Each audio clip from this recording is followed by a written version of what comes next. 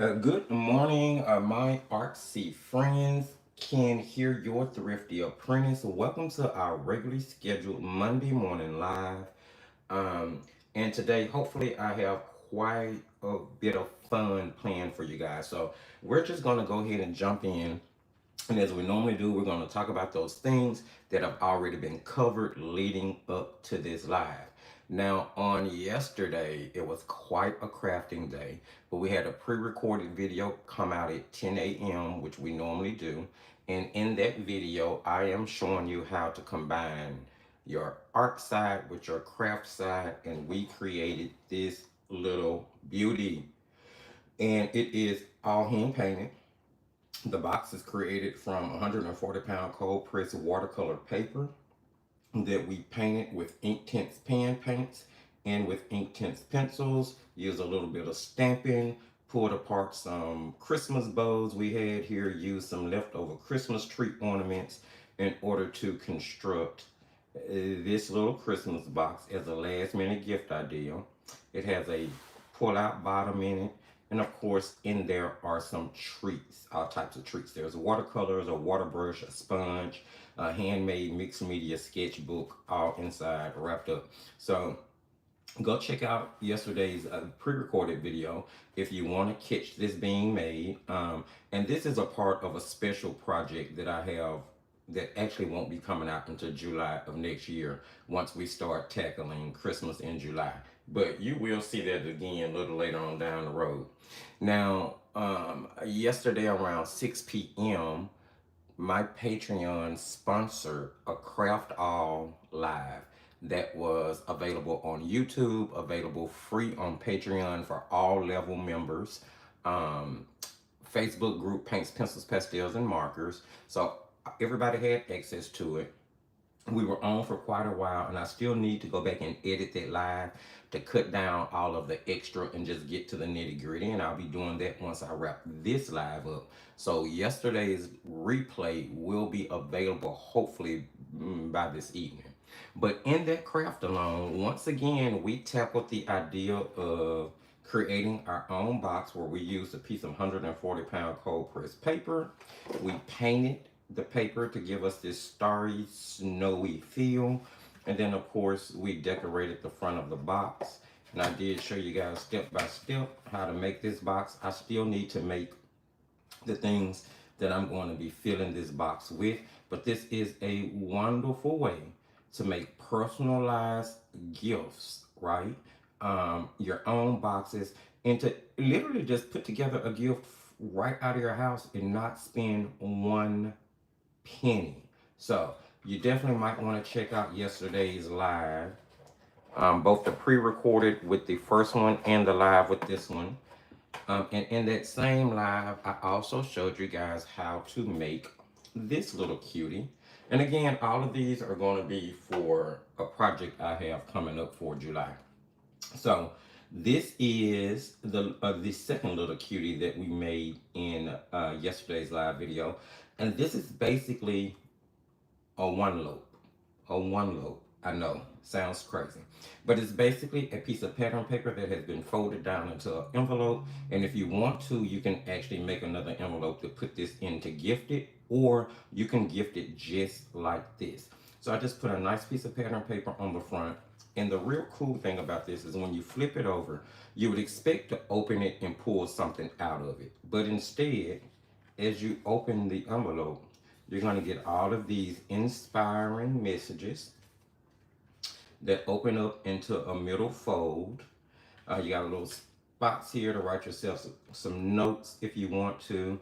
And then the very middle opens up into a 2-page, 117-pound cold pressed watercolor chipboard, painting place actually. So you get 2 shots at painting whatever you want in this type of little gift. So wonderful, wonderful way to give somebody a sketchbook gift that's really unique and really out of this world.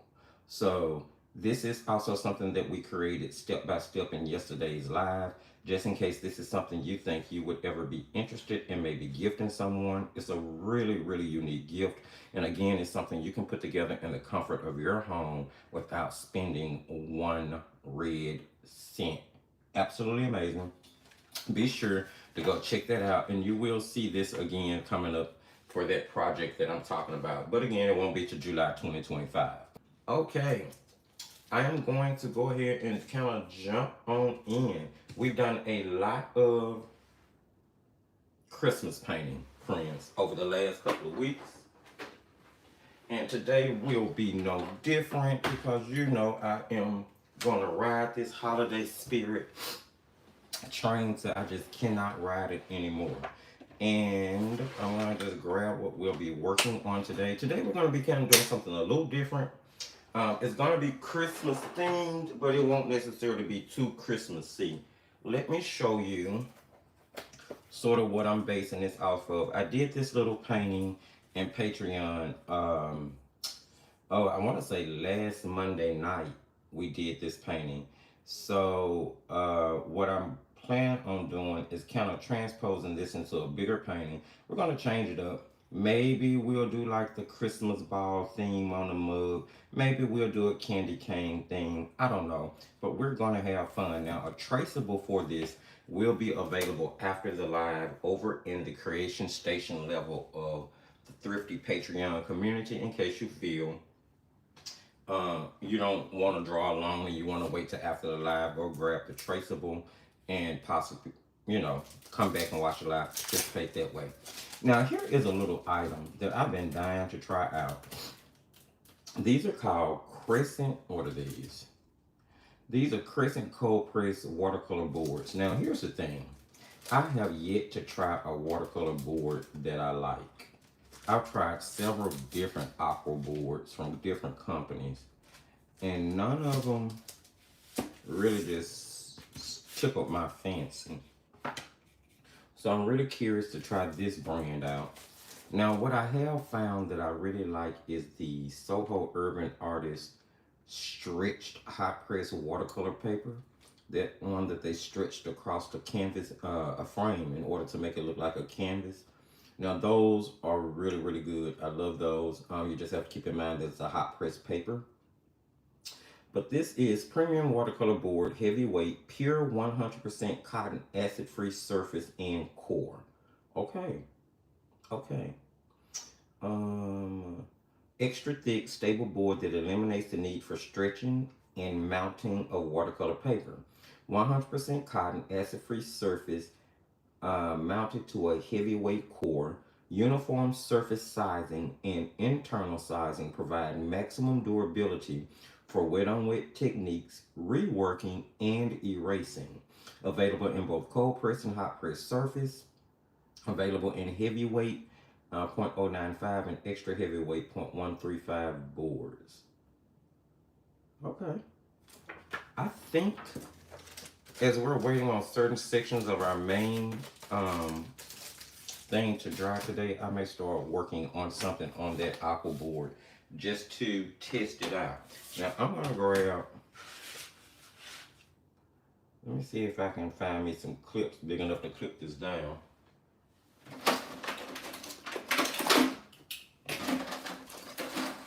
And I will be checking the comment section here very shortly.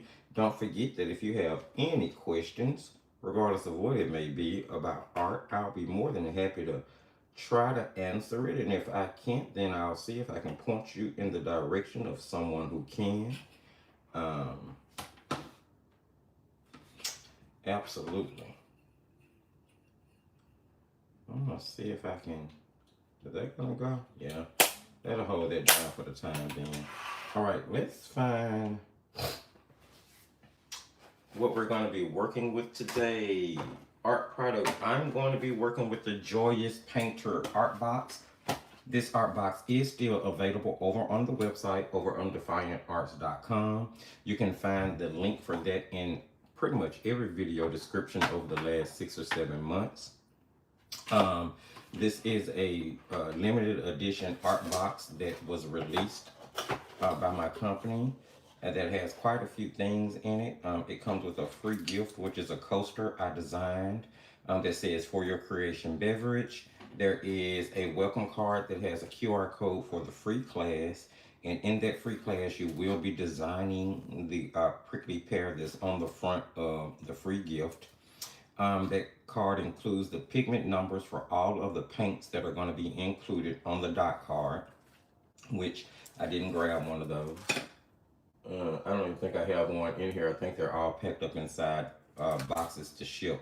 But there is a 5-color dot card in there of Shinhan professional watercolors that include lemon yellow, a vermilion, a ultramarine, a burnt sienna, and a hunter's green, I want to say. There's 10 pieces of 140-pound, 100% cotton, cold press, Fayez 5x7 watercolor paper inside the box. There's a number 12 round Creative Rebel brush by Christy Rice from Paint Crush. There is going to be a acrylic white permanent paint pen for highlights. There is a collapsible water cup that you can use for on the go. Basically, the entire box has kind of been designed for like on the go painting. A little collapsible cup that you can use, and then it also comes with a 6-well ceramic mixing palette with a lid. That way you'll have something to mix those paints on the dot card in. And dot cards, I feel, are wonderful ways to get paint out there. You can paint so many paintings from a little dot of watercolor will go such a long way. So all of those items are included inside the box. Again, it is still available, released as a limited edition product. And guys, I'm down to 8. I am down to 8 boxes. That's it. It was so well received. I just have to thank you guys so much. I was not expecting it to do that well. And there are still bamboo Voyager palettes remaining as well.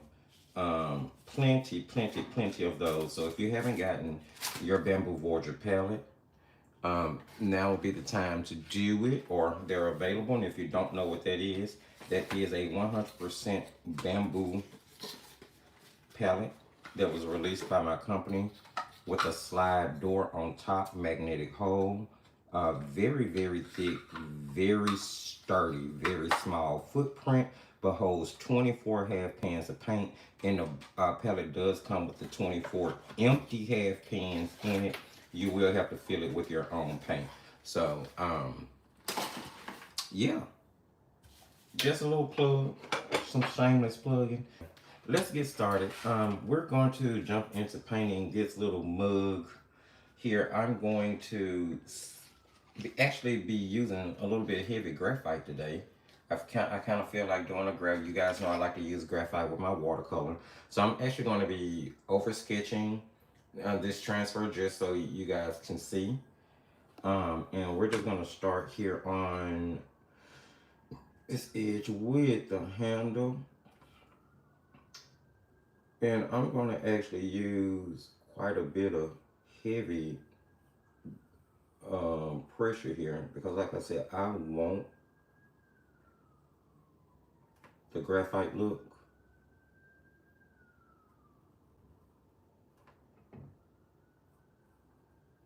It won't be for everybody. Everybody's not a graphite fan, but most of you who know me know that I am. Well, most people are not a graphite and watercolor fan, but you know, I am. You know what? Let me move this off for right now. It's gonna get in my way.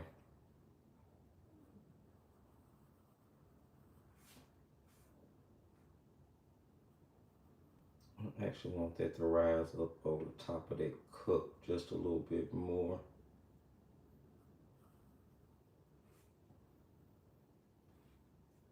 And then just a little bit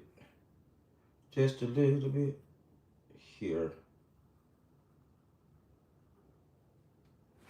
But you guys know I'll get quiet when I start concentrating.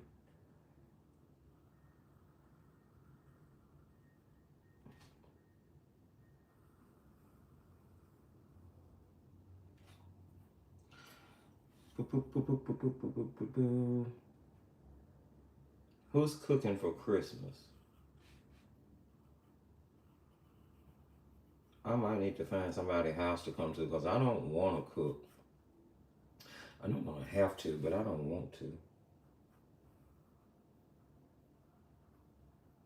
No.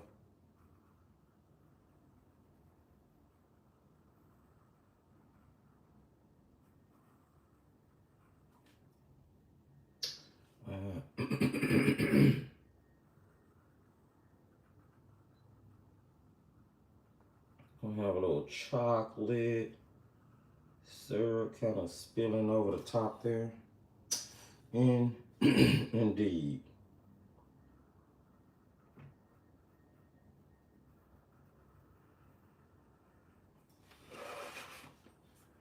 I guess it wouldn't hurt to do an ink and wash. I could ink this too.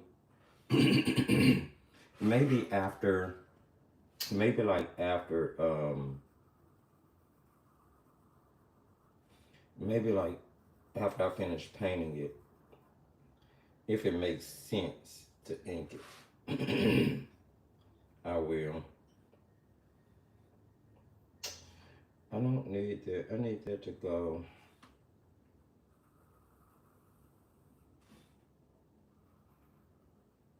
About like that.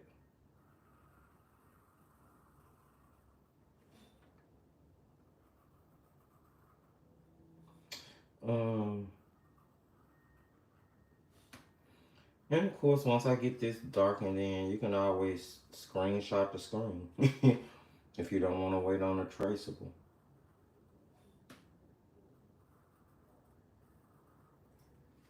You can always just screenshot the screen. All right, let's see. We got some Marshy Mellow.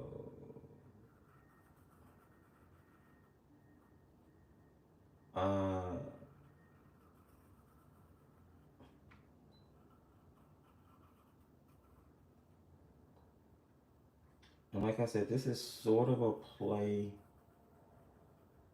off of something I've already done.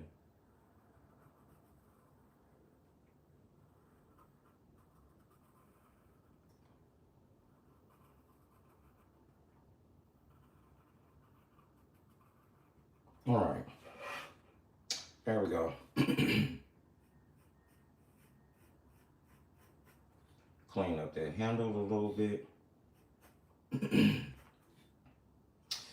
And okay, I think that's it. Round that bottom off a little bit better.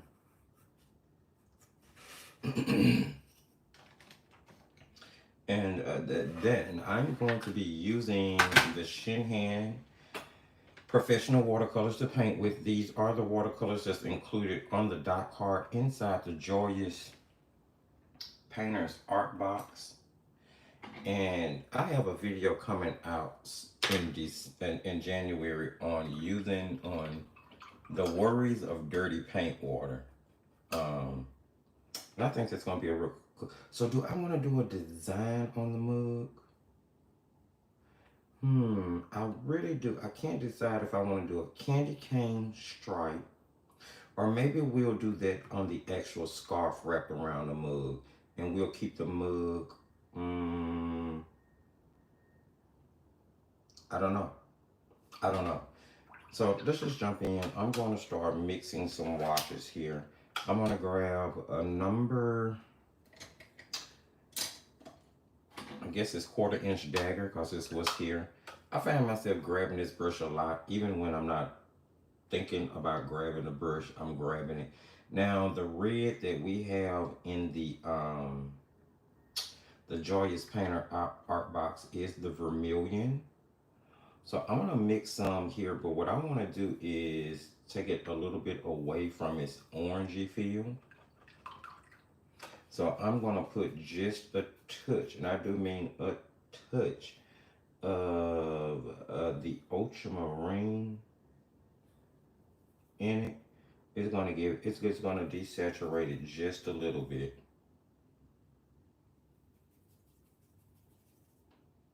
And this is the color I'm going to be using to paint, make up a wash of this.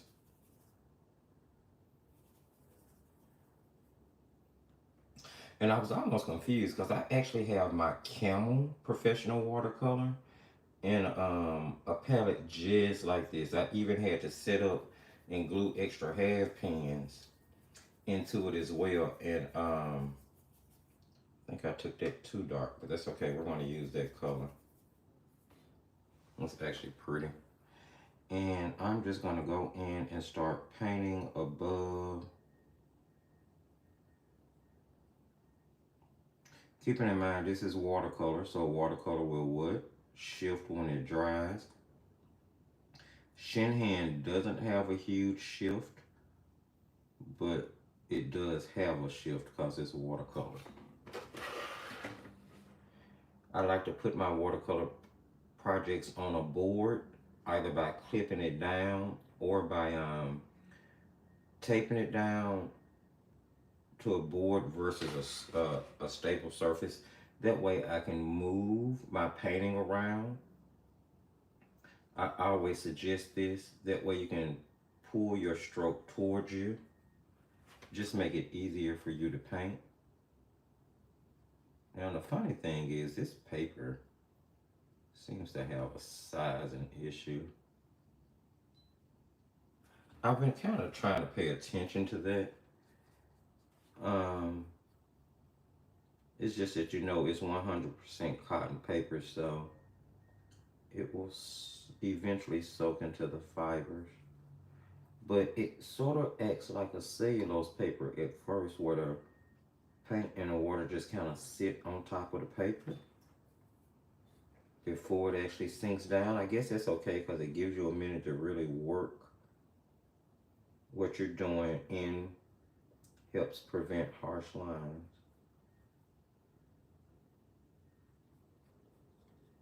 All right.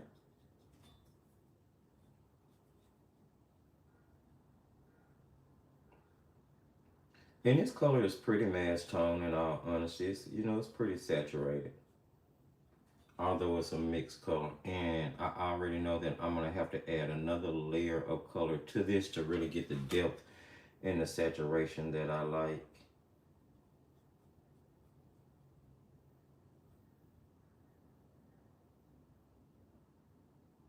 Love this dagger brush. The tip of that brush acts just like a round.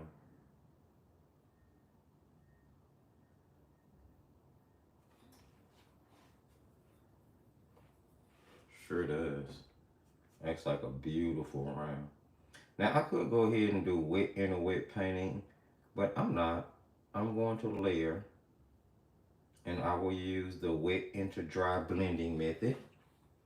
If you haven't seen that video, another video I suggest you check out. I'm sorry. That is the watercolor technique video blending.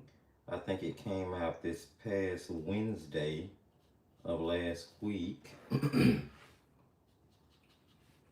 showing you basically the different methods I like to use to blend.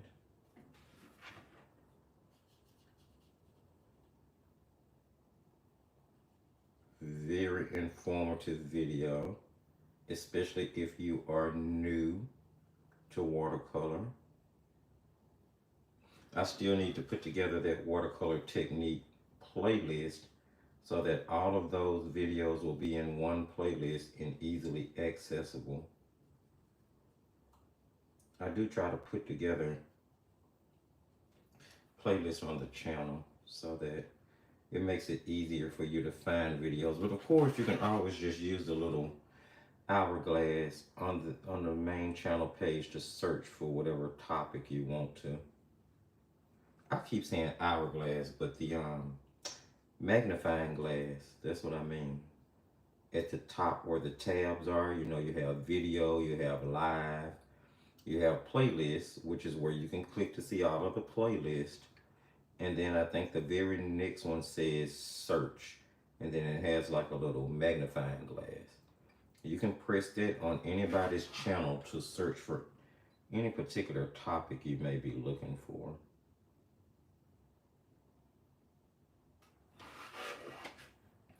All right, let's work on that handle right quick. All right, this way.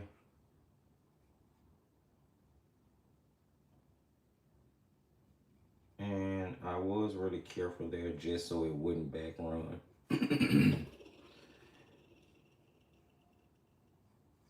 Now, you could have, as I said earlier, gone ahead and mixed your darker shadow color and then just went in and dropped that in as you were painting. I'm not. I'm going to layer.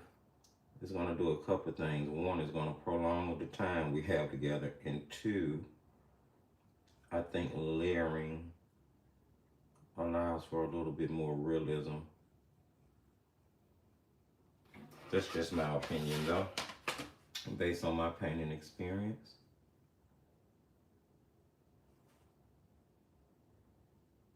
We all have different journeys.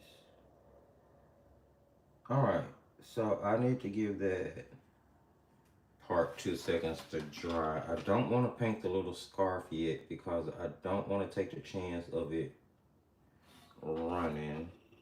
And I really don't have enough graphite in it. I think I'm gonna go back over it with graphite after I'm done. So let's go ahead and do the marshmallow part. I'm gonna use this black that I've already, this neutral I already have mixed here. It's mixed from burnt sienna, which is in on the palette, on the dot card, I'm sorry.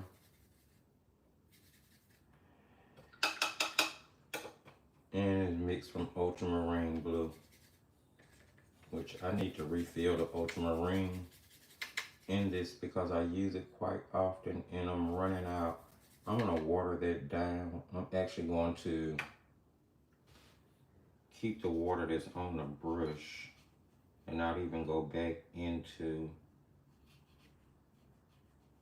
and I'm just gonna spread that out.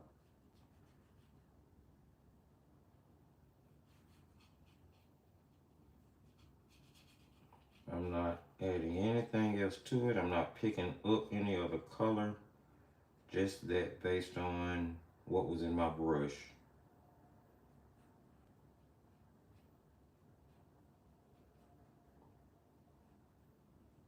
And I even feel like that's too dark. So I'm gonna rinse my brush and dry the water out of it and then actually rake it over the top of there to pick up some of that color.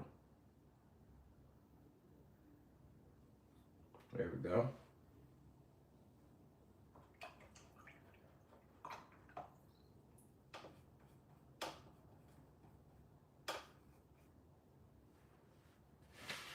Okay. I do need to give stuff a few seconds to dry because we got stuff touching that's still wet and I don't want anything to bleed into anything else. We'll set that to the side for just a second.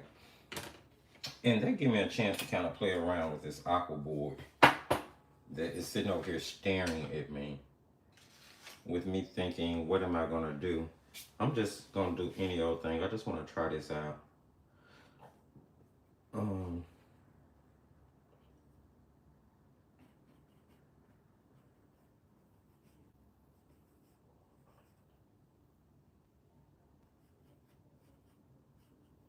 It say you can either, oh, but it said if you're gonna use heavy washes, you need to tape it down, huh? Oh well.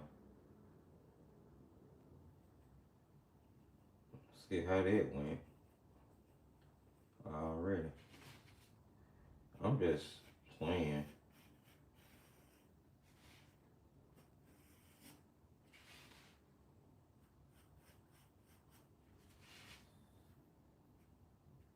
I just wanna see what it's giving.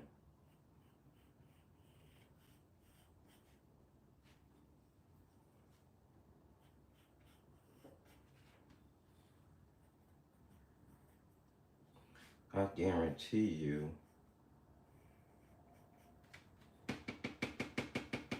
it's like a hot press paper. I guarantee it just feels like it's a hot press paper.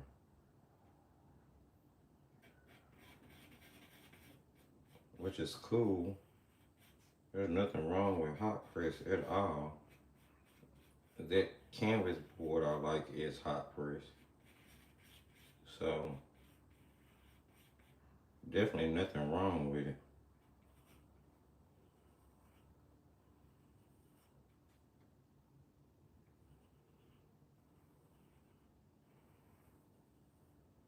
Let me see if I can erase on it, because that leaf came out completely messed up. Let me see if I can grab an eraser. This will be a great chance to see if it really erases right.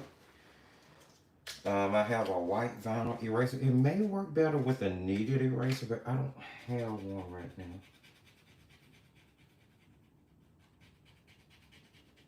I'm going to take the entire leaf out. Okay. It erases. It's not bad. That actually erases better than the Canson Aqua board does. Let's see. I'm going to get a brush and just knock that off. And let's see if we can make that look better.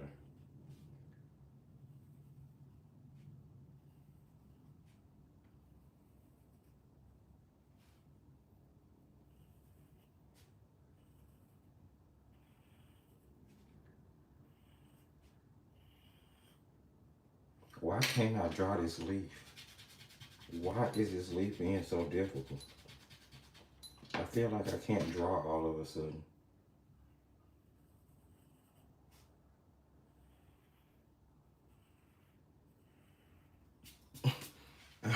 I was like, why can't I draw this leaf? Why do I feel like I can't get it out? So I guess I'll put another one on this side.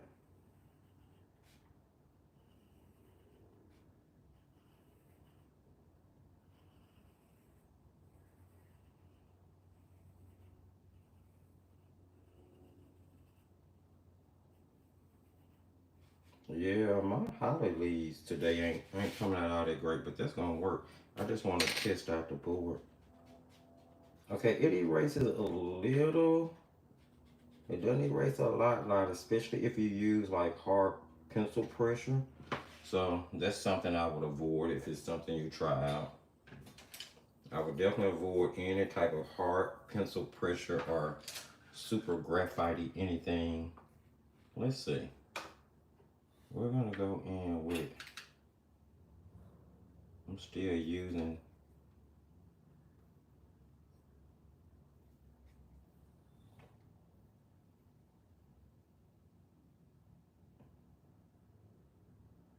okay, the water sits on top of the board. Almost like Bristol.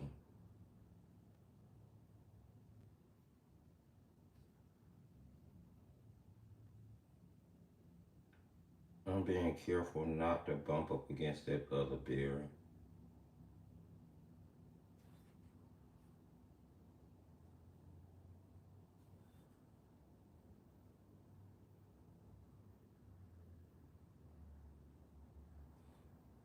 I don't know. It's not terrible. I'm gonna grab I said Hunter's green, but it's sap green that's on that dark card. I'm gonna grab sap green and let's see here how well this will do.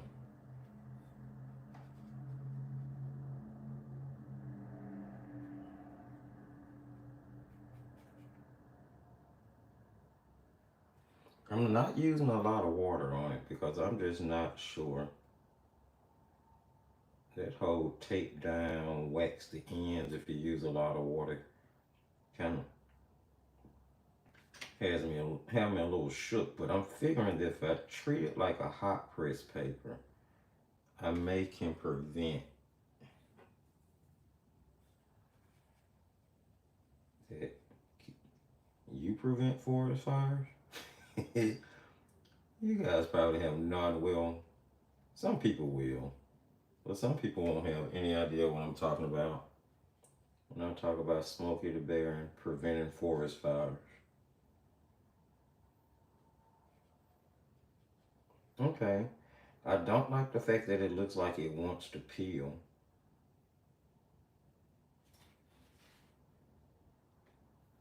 It feels like it. If I was to go over it too much, it may it may want to peel up.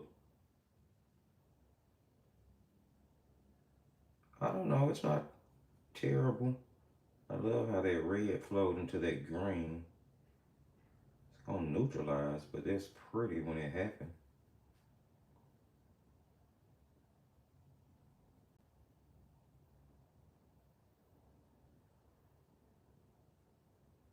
Mm, it's not terrible. Not as bad as I thought it was gonna look when I went into doing it. Let's see. Let's see how it handles. Um, let's see how it handles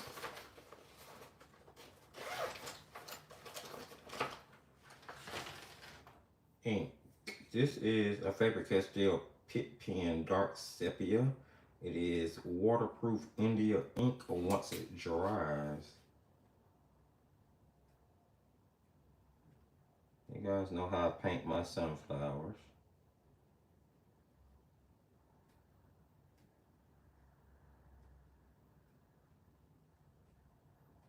So it's gonna be pretty.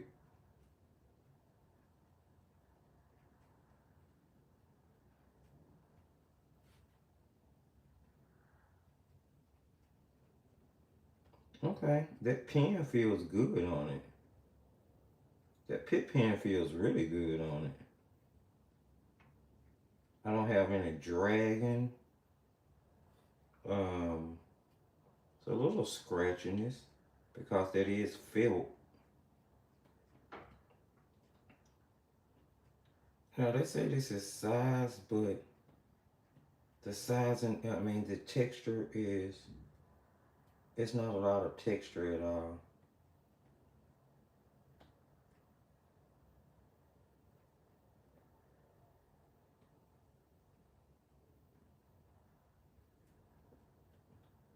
Okay, I could do that all day. Could definitely do that all day. Um, that's a little dark actually, but that's fine.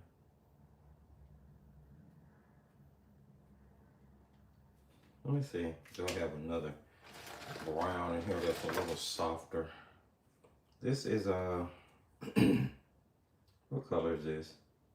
This is raw umber. Okay.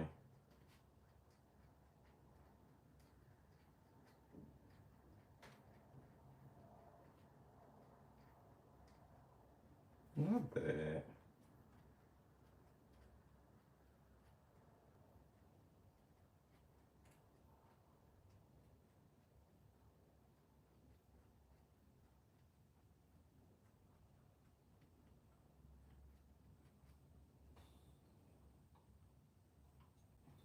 Hmm.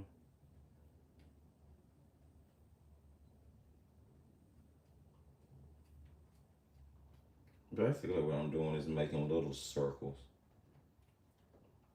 but making sure that each circle has some of the white kind of showing through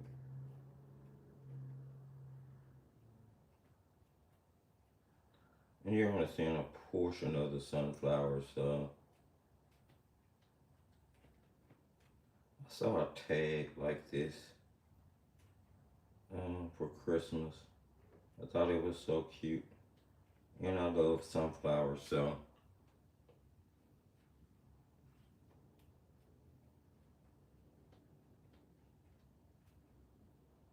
now the thing about pit pens is it say they're waterproof when they dry, so I should be able to put the color I need to down in the middle of this with no problem.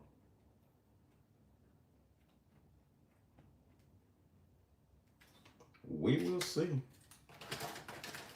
I want to grab. See, is our mug dry? Okay, our mug is dry. We can jump back over to that. We're just playing. I'm just experimenting here, playing around. I'm gonna grab some of that lemon yellow. That's where I'll start.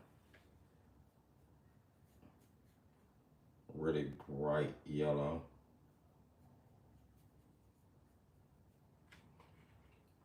I don't know. This is not as bad as I thought it was gonna be. I'm gonna be honest. And I don't know if like the painting on that Soho stretched watercolor paper kind of softened my feeling towards this type of product. But again, I'm still not using a lot of water on it. So I'm not sure how this would work with super wet washes. I just know that with me treating it like a hot press paper, it seems to be doing okay.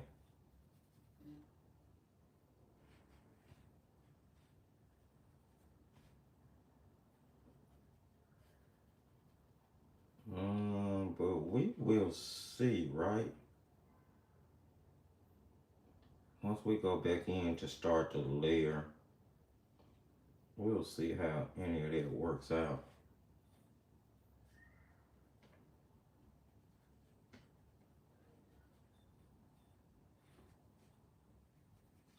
And we'll go back in with,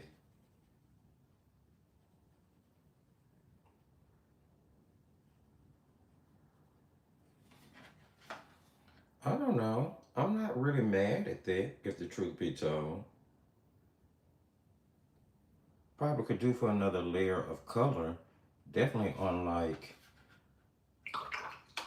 and that's what I mean by you would definitely seem like you would want to control the amount of water you use on it. That way you can get saturation.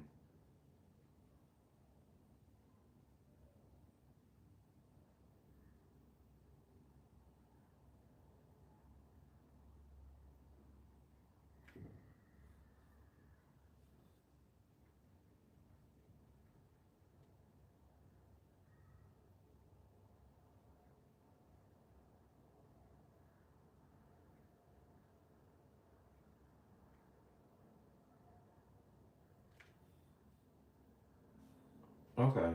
Um, Not too bad though.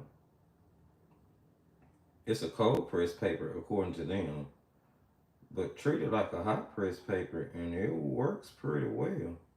I still don't like the thought that I need to tape it down in order to do super wet washes on it though. I think that's a little kind of butt backwards, especially for it to be a cold press paper on a board.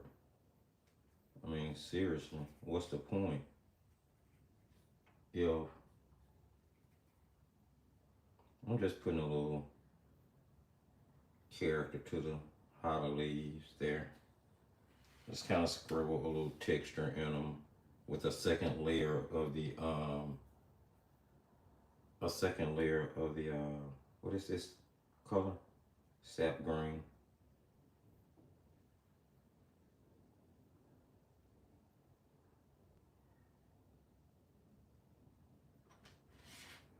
I don't know. It's not terrible. Let's let that dry. Let's move back to our other painting. I'm gonna start with putting a base coat on my chocolate. I'm gonna grab burnt sienna. That'll be the color I use for the main chocolate. And we'll shadow it with something that's super darky. So I'm gonna just go ahead and get that based in.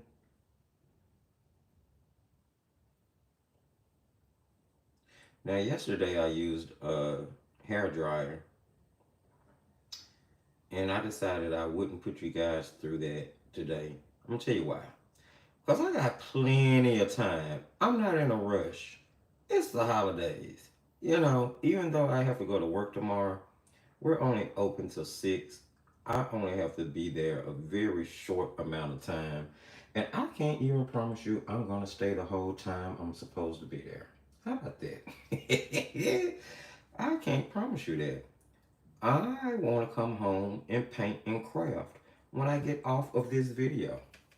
I'm going to be crafting. I'm going to be using some of my 140-pound cold press watercolor paper to paint all type of designs for boxes and things like that. I'm going to grab my Procreate program because I have gotten into digital art so much more, especially when it comes to product design. The digital art works really, really well for me, kind of coming up with ideas for designing different products. I've already, like you guys know, I've been working on a sketchbook release for a while. Um, and now I've started to work on a travel brush as well to go along with the Bamboo Voyager palette.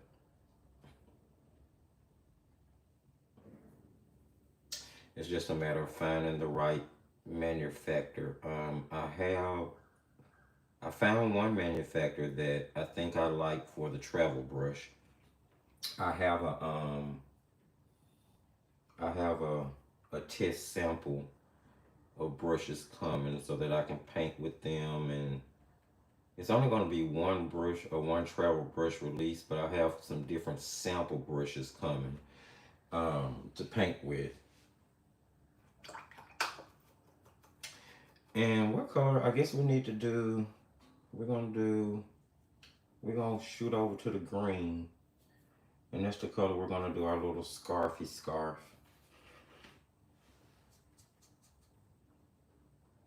I love the sap green.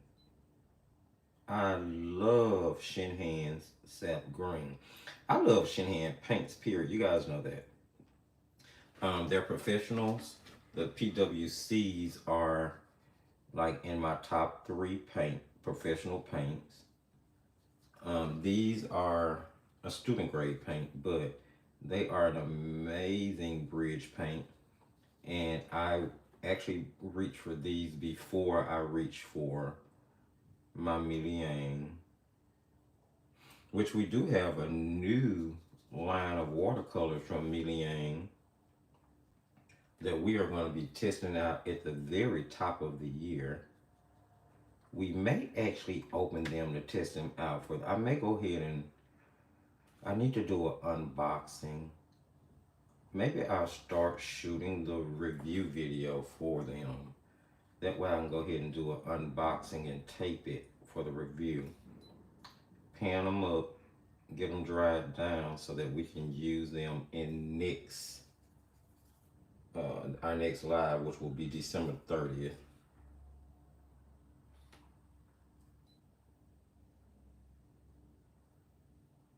I think that might be cool to do. I'm going a little bit more mass tone with this, even on the first layer over behind that other end of the scarf. I've decided that the light is going to be coming from the left side of my paper. So I'll be doing shadowing on the right side of everything. I'm going to show you a couple different ways to get this blend once your paint has dried. We're going to do a wet into dry blend. I'll show you that. And then I'll show you what it's like to just re-wet the entire area after you've already done one layer, to go ahead and get that blend of shadow if you need to. So although the painting seems simple, we're going to have quite a few techniques going on in this painting.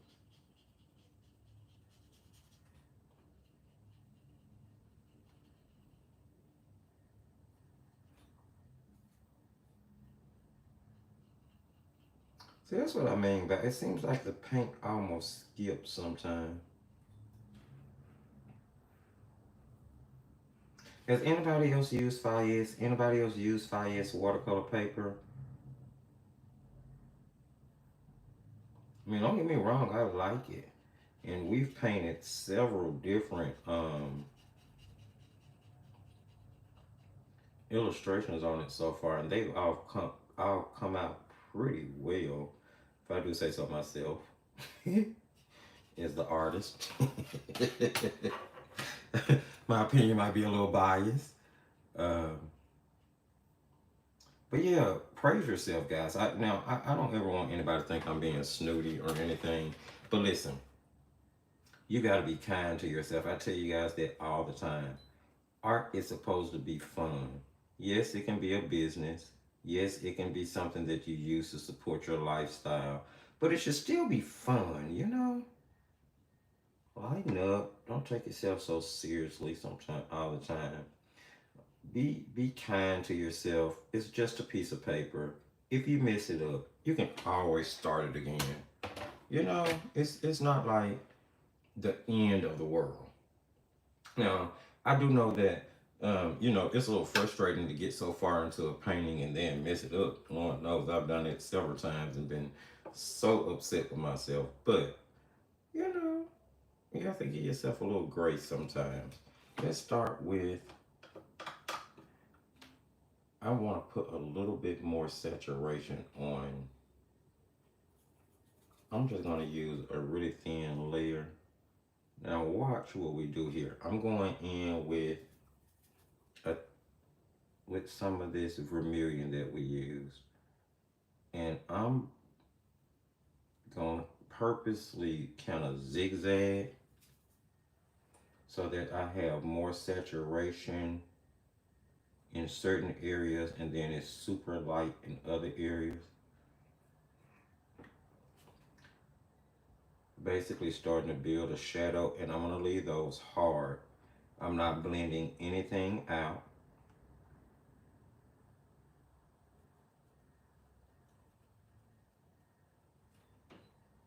Not going to blend anything out here.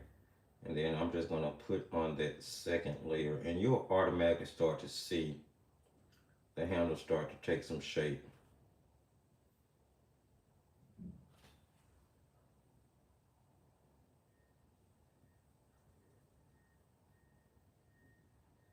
And even more so when we go in with our shadow layer.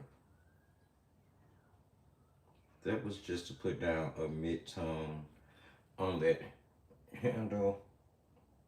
All right, let's see. Do I want to? I think I want to put another coat of paint on the mug. Um, I think I do. I just feel like it needs another coat for saturation purposes. Let me make up a wash of this.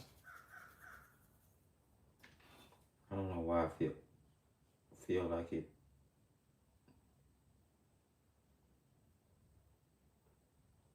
I want a really kind of heavy Christmas color, almost like alcohol ink. That's the type of saturation I want with this.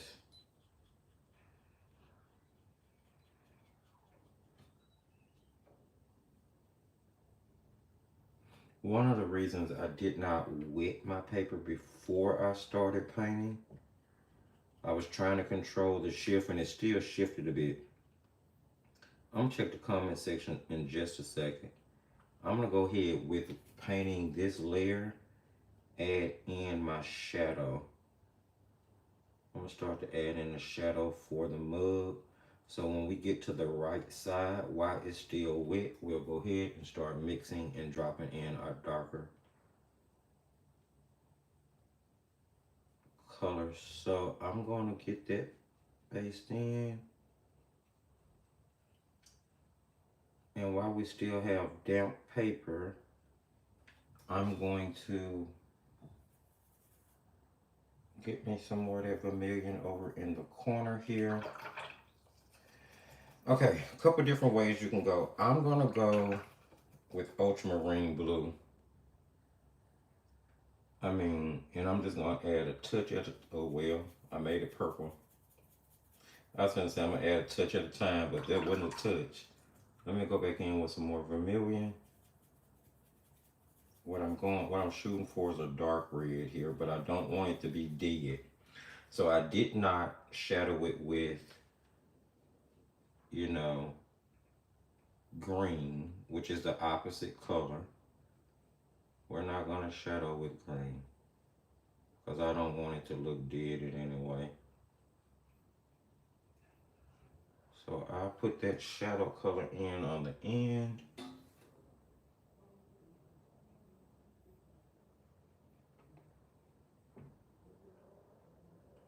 have it at, and then stopping it midway, I'm gonna grab regular vermilion, water it down. That way I can blend the end here without it looking unnatural.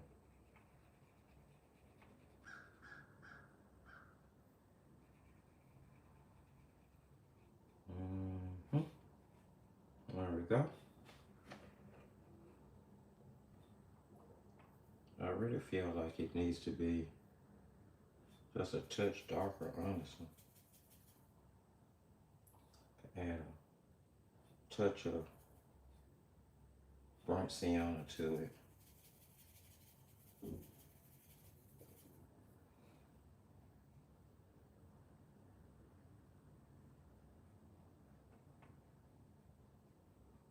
Just to make sure we get that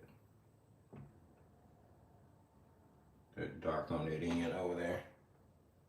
All right, let's go on to the bottom part of this.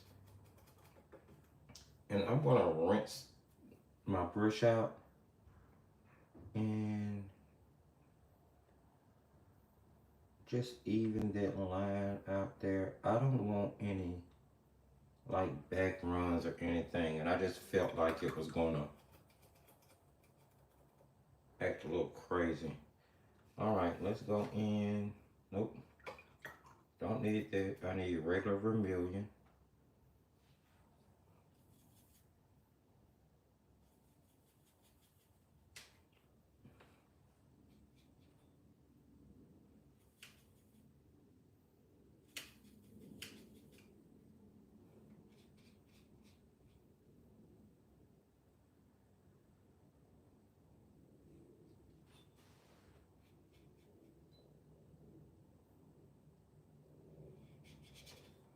Alrighty.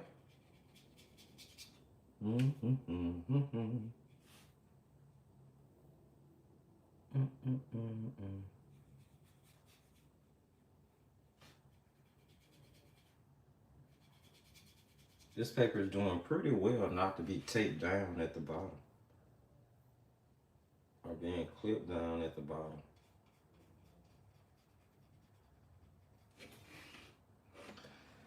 Now on this side, I'm just gonna go ahead and go directly in with my darker color. And it's not darker anymore because I've added water to it.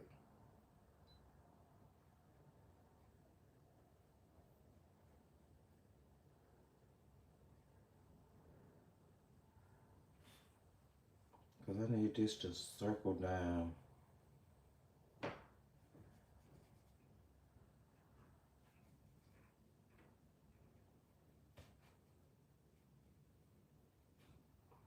I definitely need to mix more of that. Let's go.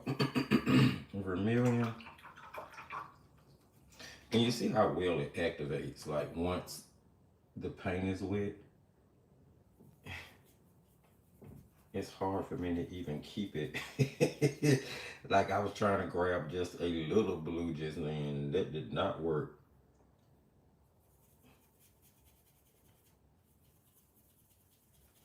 That's much richer than what's on top, but that's okay. We're gonna go with it anyway.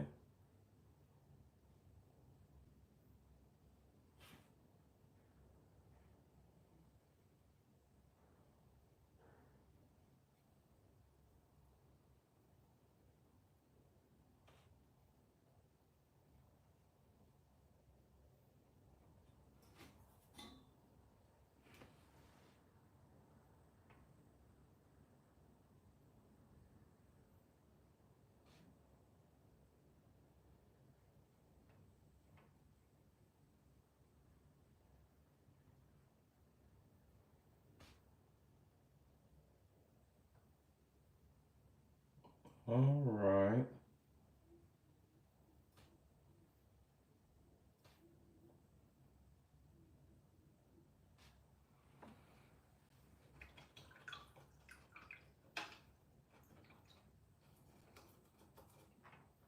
I'm gonna go ahead and hit that mug, that handle again. go in with more saturated color, keeping that highlight part lighter.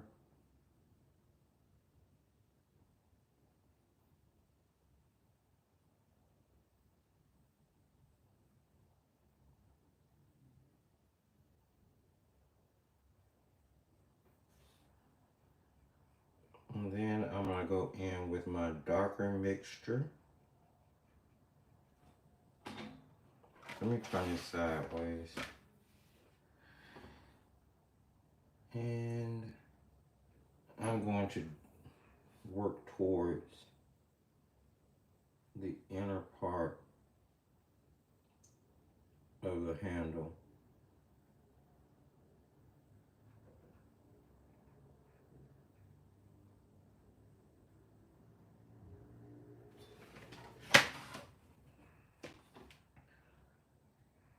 Might have to let it dry a little bit.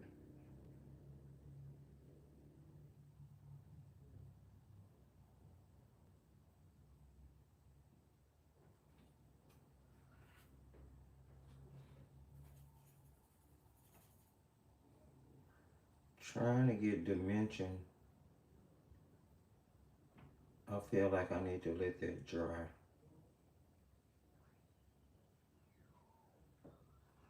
Cause it's fighting me right now.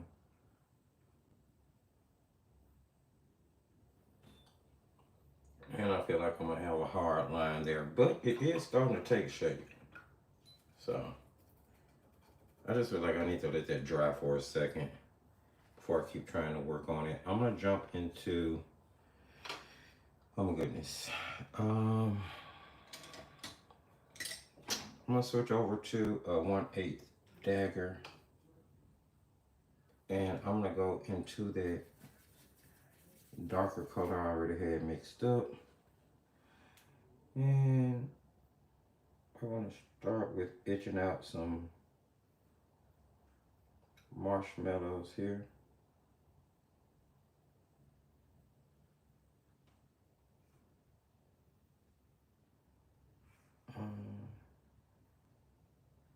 I'm trying to see them, how they would be. Like that's a big one. Curve that off.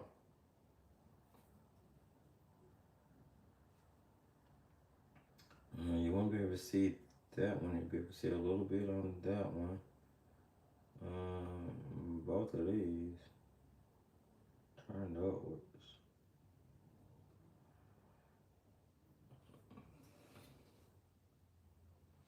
Just a little hint here and there.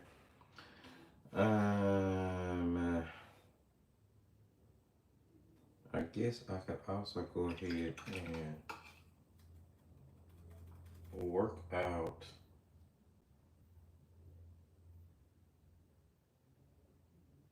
I don't like the way that blended. I had the same issue with the mug I was doing inside Patreon. I didn't care for the way it blended. Like I'm still feel like I'm gonna have to go back and put a wash on top of it just to get the blending right.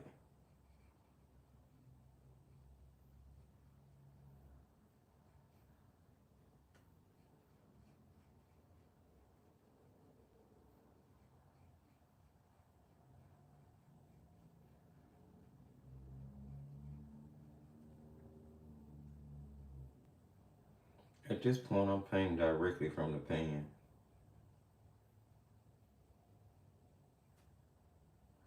I don't know, maybe I've been doing too much crafting lately and I've lost my watercolor mojo.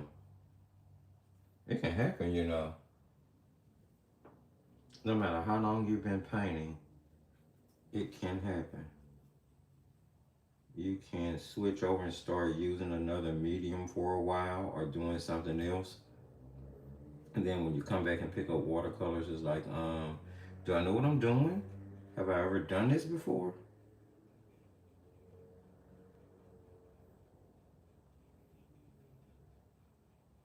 And then I've kind of been going through some artist block lately. I'm you know, I'm kind to myself with my paintings, but then I also know that I want to progress and grow and become better with so many different things, and it just kind of throws me off sometimes. One of the worst things we can ever do is like start trying to compare ourselves to um, other artists, other people, and for as much as we like um, say, hey, we don't do that or we're not gonna do that, we tend to do it. You know, we tend to do it.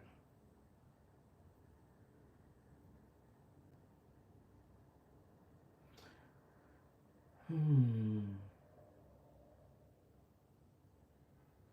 Hey, Nicole. I'm gonna check comments in a second, guys. I am so off my game with this painting. It's a little annoying. Let's see. Um,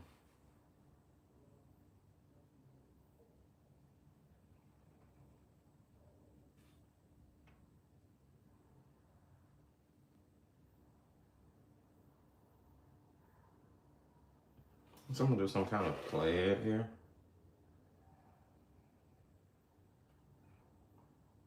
So some thick lines, some thinner lines. The next one I make is thicker than the one before.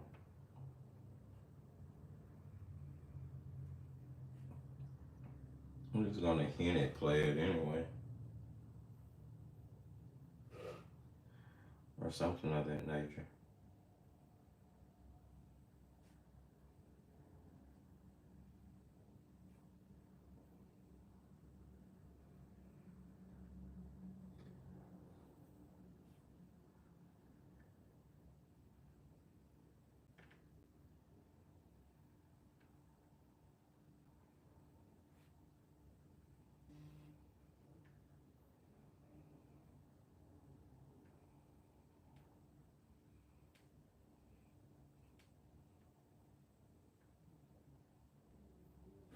Mm, how accurate that is.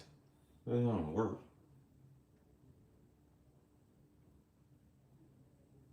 And I just need to make sure this one goes in the same direction. Oh no. Oh yeah, that's right.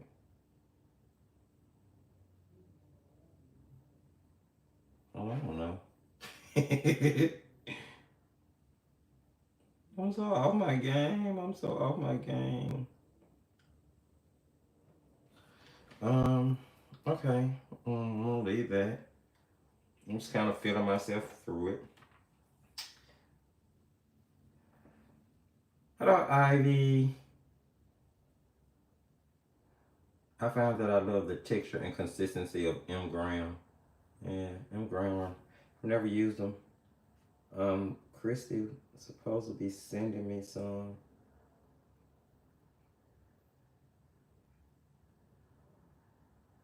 No, I want that on different levels so it don't look the same. Chrissy's supposed to be sending me some M. Grahams whenever, you know, she gets a chance in her busy schedule.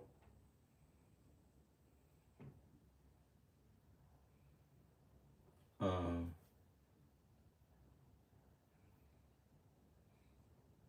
but as you guys, I've tried so many different pro watercolors.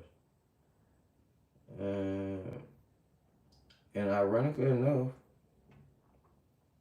my favorites aren't made here. I mean, I like Daniel Smith, but it's not my favorite. I like Core. I actually like Core more than Daniel Smith. Um, I want to try the Tonic because I think they're made in the U.S. But most of the ones I like are made abroad. Um, like I like my favorite watercolors, as you know, is Mission Gold by Magello.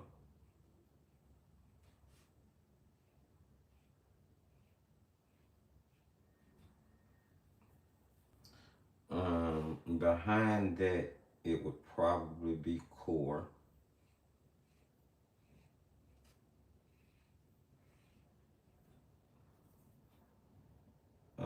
After core, I would have to give it to Paul Rubens.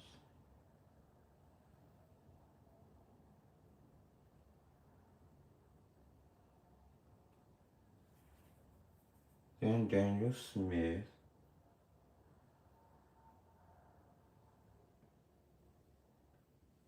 Shinhan PWC.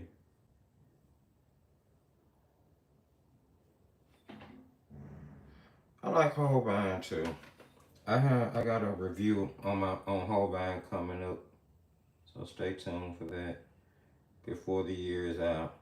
Because as you know, I've been painting quite a few paintings with those Holbein paints lately to get ready for the review, and I feel like I'm finally ready to kind of offer my opinion.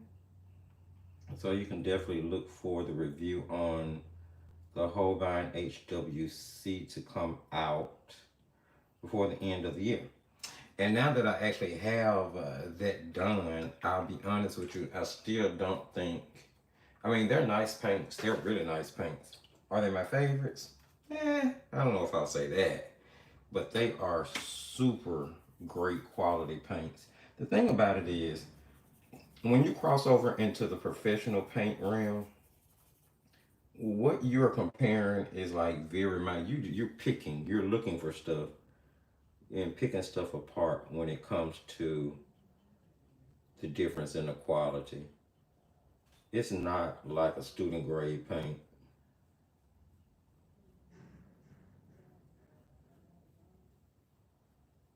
Not like a student grade paint. It,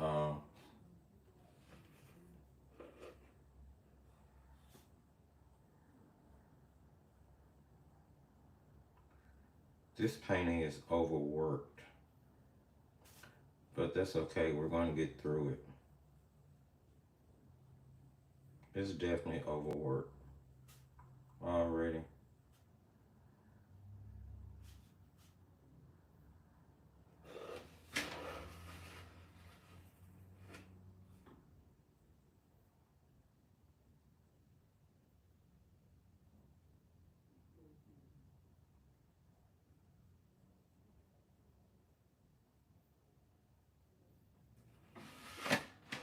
Definitely, definitely.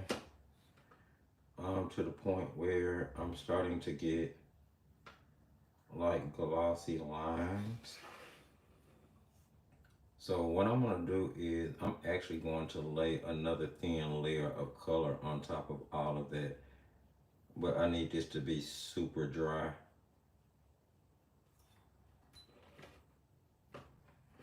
In the meantime,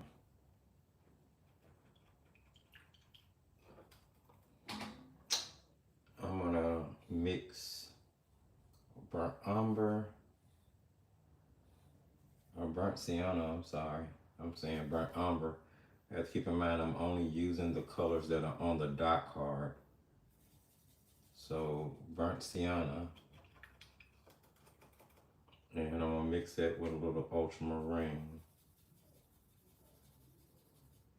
More burnt sienna, because I want it more chocolate brown, not gray.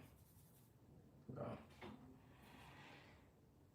And I'm gonna go in around the sides of this.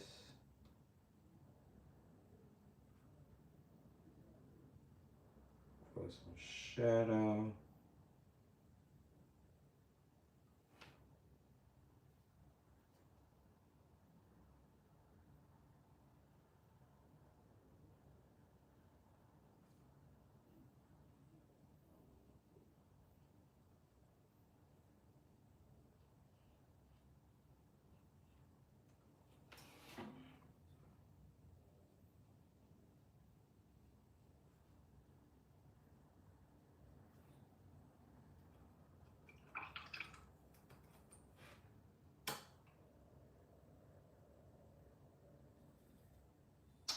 Adding more burnt sienna to just one end of it, trying to get it more reddish brown. I need it more reddish brown because I don't want it to be the same color. Thin it out a little bit.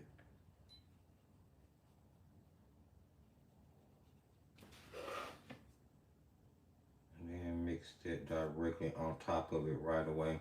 That's what I'm saying, like,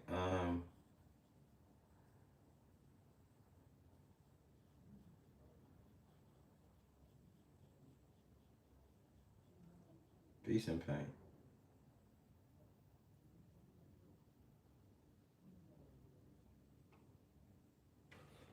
Decent paint, decent paint, decent paint, decent paint.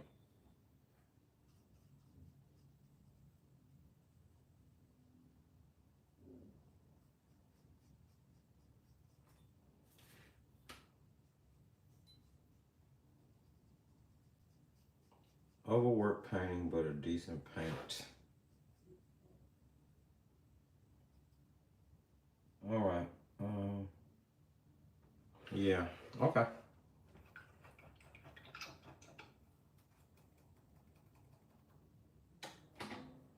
I still think I could go for a little bit more shadow under.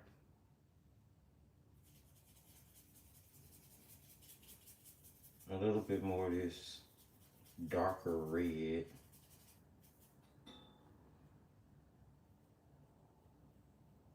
Over here.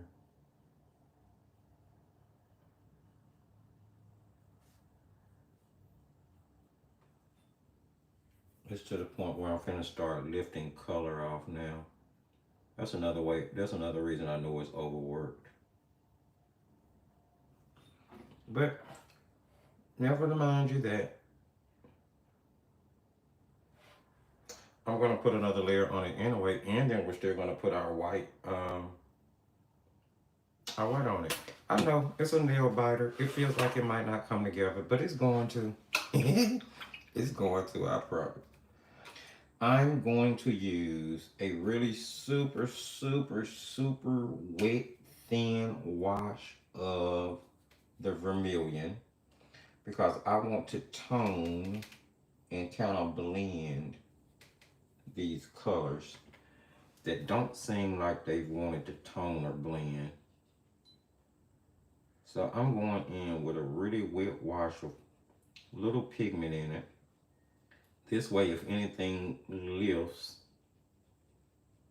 it won't be terrible, but it'll help me blend and bridge any gaps between colors as far as those two red tones that I had are concerned.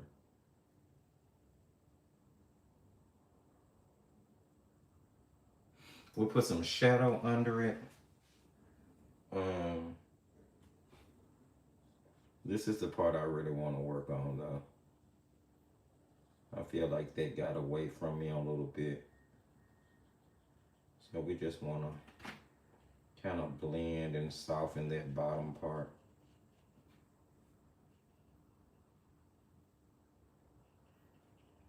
Blend out any hard lines I may have gotten. Although this is a 100% cotton paper, both the paper and the paints have a lot to do with things. And in this case, although it is a great paint, it is still a student grade paint. There we go. I feel like that brought that blending together better. And I want to do the same thing to my little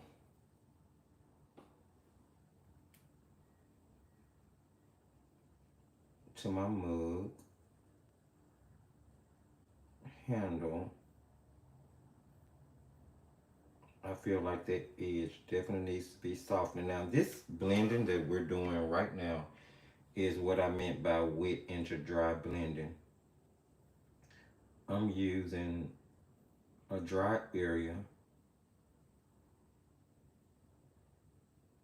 and I'm using a wet paint to blend and get away, kind of do away with any kind of harsh lines or dry, patchy areas that may be there. Oh, I drug my hand through that paint. Oh, man. Let me see if I can get that up right quick. Hopefully it's still, let me see.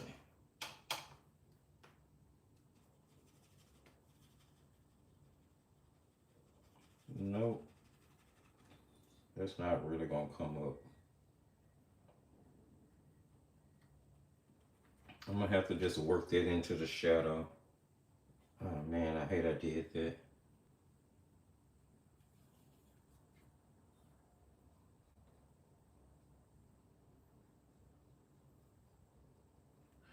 And that's what I get for painting in that direction. I normally paint from right to left to prevent anything like that from happening.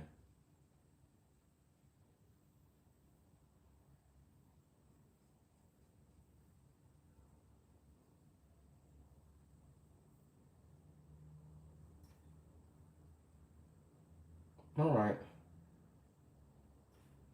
we're gonna call that good. I'm gonna go back and put the little decorations in it and put on any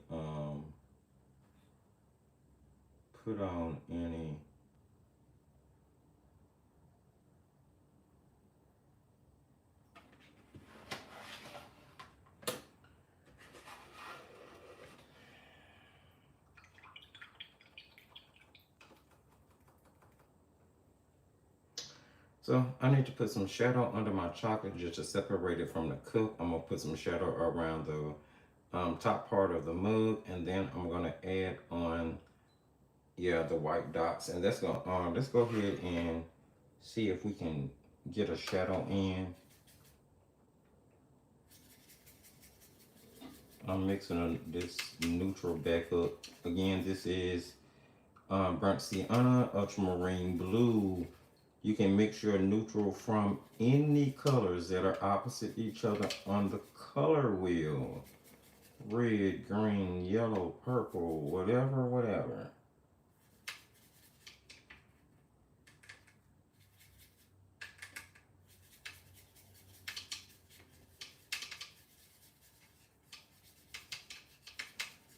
Okay, that's nice. It's sort of warm, but I think that'll work.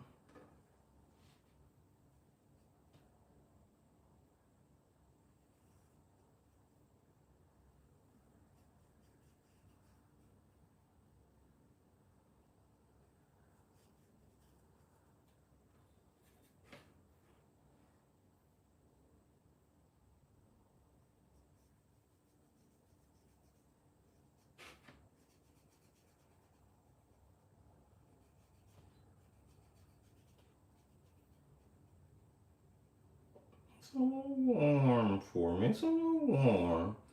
I'm gonna that was pretty much dry brushing. I'm gonna grab some water on a brush and then just kind of blend it up to that line.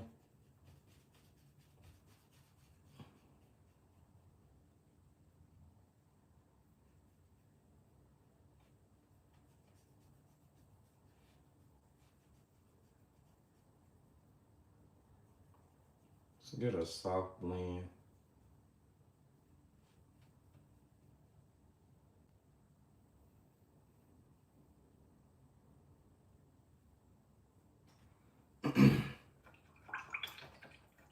We'll go back and enhance where it meets the paper.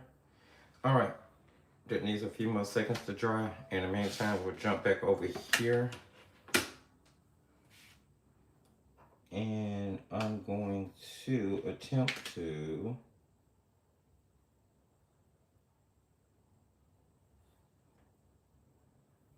get that a little bit darker again. See, that's the thing I don't see, the darkness that the saturation I'm able to achieve on that watercolor paper. It's the same type of saturation that I want to achieve on this board, but haven't been able to seem to get that done just yet.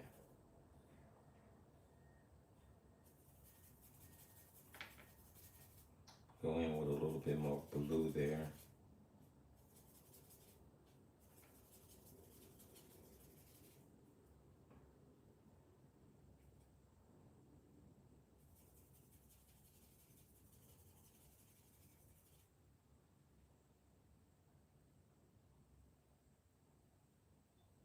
I can already tell you there's too much water. It just feels like it is.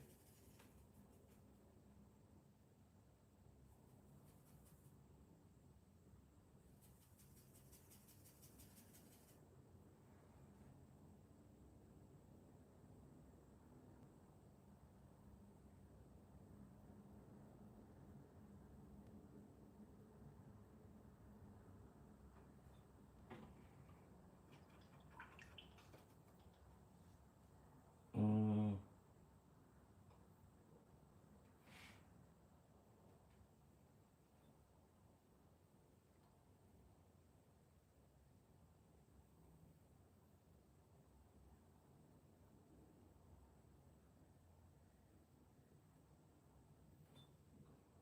I don't know. It's not terrible, but I think I like the stretch watercolor canvas better.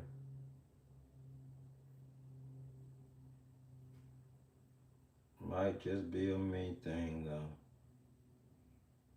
Might just be a me thing.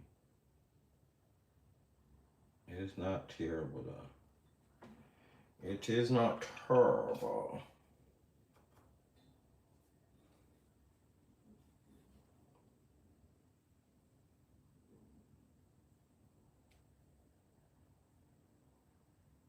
Mm-hmm.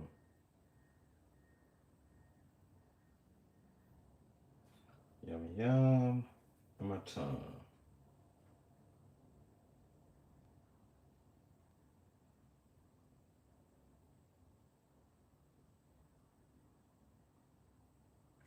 Okay. I mean, I can definitely do my type of painting on it. I keep getting a lot of hard lines lately, and I don't know why. It's something off about my painting style lately. I need to really do some self-evaluation and figure out what it is. It just feels off.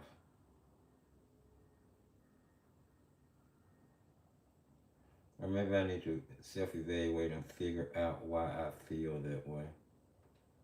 What am I doing wrong? All right, let's see.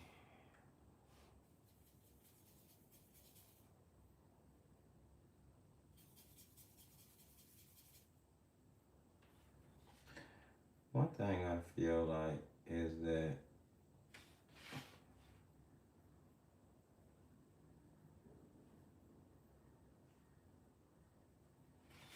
my work has gotten way too cartoony. I need to start practicing on my realism more because my work has seemed to get, it's definitely gotten way too cartoony.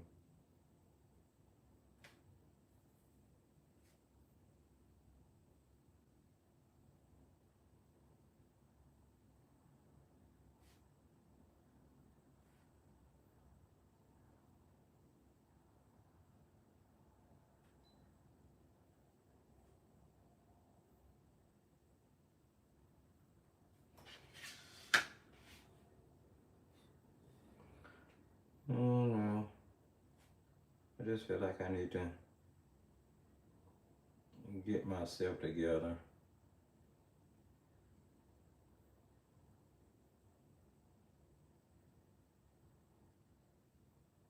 It's just kind of the way it is.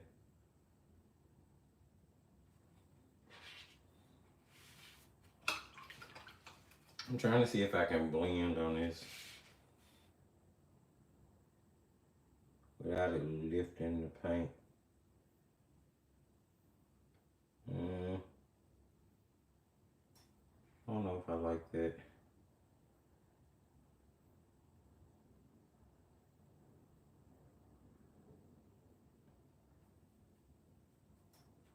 I'm really not like that.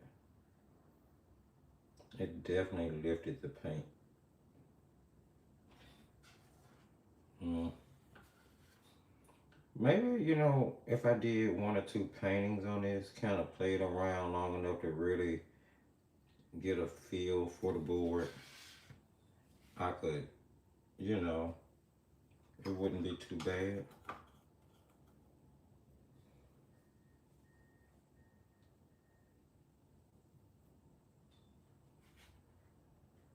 Um,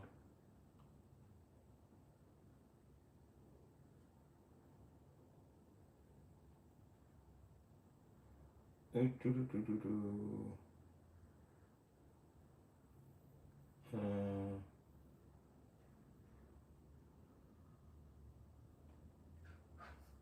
this is,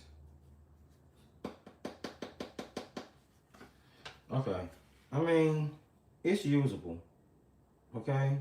It's definitely usable. Don't, let's not get that twisted.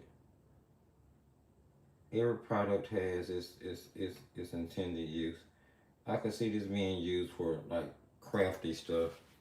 I would definitely use it for that. Not too bad though. Could be worse.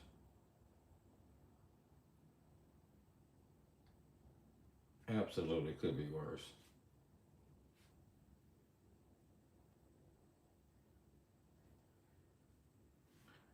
I like to put a little on each one of my leaves. All right. I don't know. That would be cool. I don't know. That would be decent.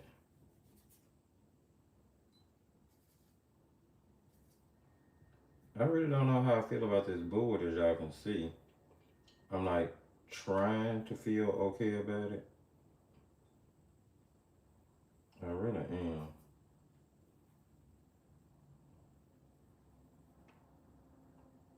So I'm gonna do those two. And then let's go in and put some shadow on that. We'll grab some lemon and a little burnt sienna into that till we get it to a yellow ochre.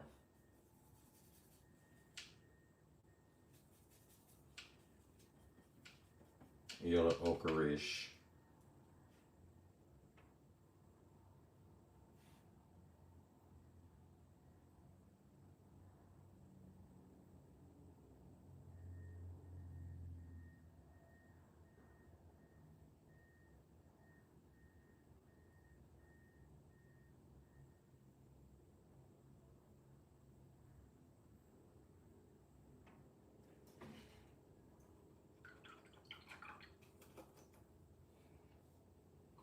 Once again, I'm trying to blend.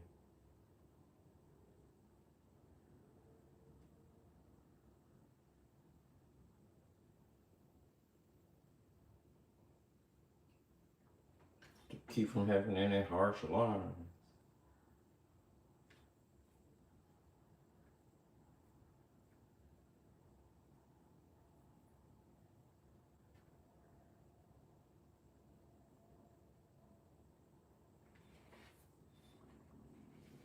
Ooh, my stomach growling. I'm getting to the hunger.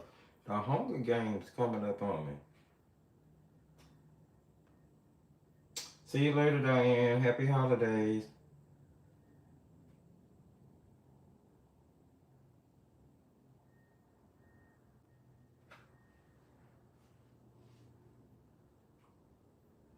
Big box store 4x4 paper, Nicole. What brand you using? I don't really like, does anybody use fluid paper? I don't really like fluid. But they make a 4x6 watercolor block that I actually kind of did. Ironically enough, considering the fact that I don't really like their paper. So I think it's such a gag that I like that block. Mainly because it's perfect for making dot cards on. Um, yeah, I need to get to some food soon. We didn't go out and have brunch like we normally do on Sundays yesterday. Um, Mainly because it's so close to Christmas, you know. We're trying to hang on to some of that moolah. Hang on to some of that moolah. The more I sit here and paint, the more comfortable I feel. Now, ironically enough, all this time we've been on, I'm just starting to get comfortable with painting. This is why before you begin a day of painting, you always hear me suggest that you do some warm-up paintings. Um, because it can help, with just that overall I don't know what I'm doing feeling when you do know what you're doing. But you have that feeling that nothing is working out right for you, nothing is coming out right at the moment.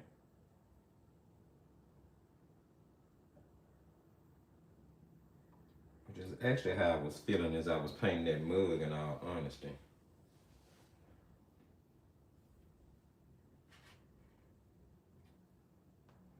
Artist Loft, I like Artist Loft. Their level 2 paper, not the level 1. Ooh.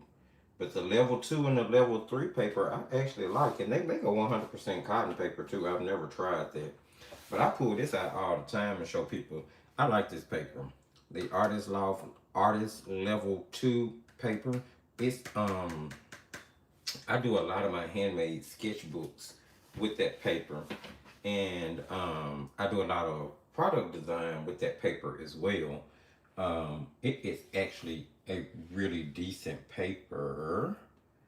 And their level 3 is even better. But their level 1, I do not care for. Their level 1, um, I mean, you can paint on it, but it's a lot like using that Strathmore 300.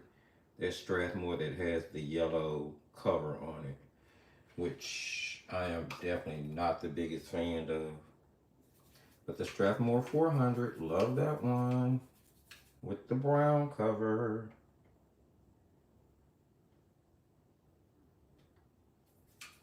Absolutely.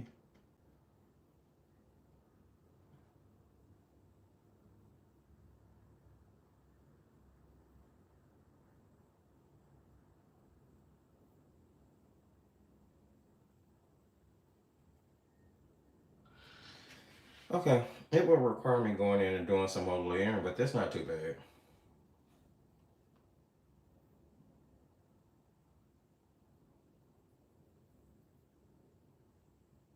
Oh, you like the 300 over the 400, Nicole?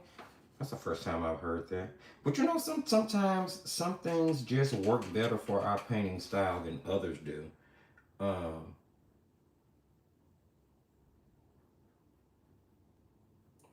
so I get that. I really do get that.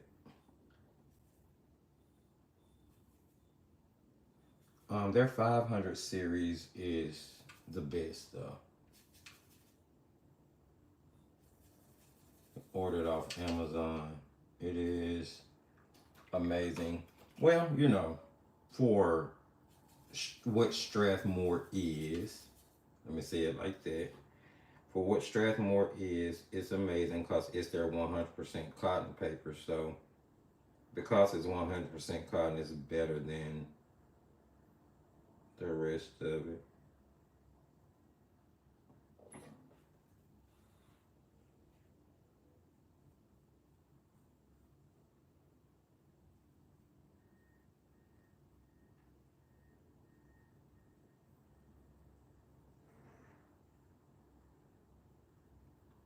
See, it works better if I dry brush. The less water I use on this, the better it works. The more control I have, the more vibrancy I'm getting from the color. the better the blending works across the bottom. Yeah, this definitely performs much more like a hot press paper to me. I don't know if anyone has tried these boards. Where did I get these from? I think I got these from Tisa. Tisa, didn't I get this from you? I think I did. I think I did. And it's okay.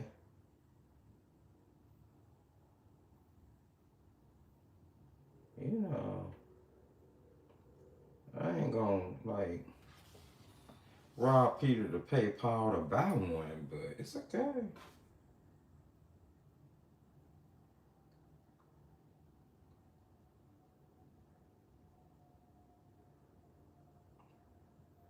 Hobby Lobby brand watercolor paper, yeah. I started off, when I started this channel, Nicole, all I used was Hobby Lobby brand watercolor paper for everything. Sure did. Loved it. Loved it. Still do. Just like, no, of course, there's better papers, but absolutely. I'm gonna go ahead and brush some burnt sienna in that middle section. Just kind of basing it around.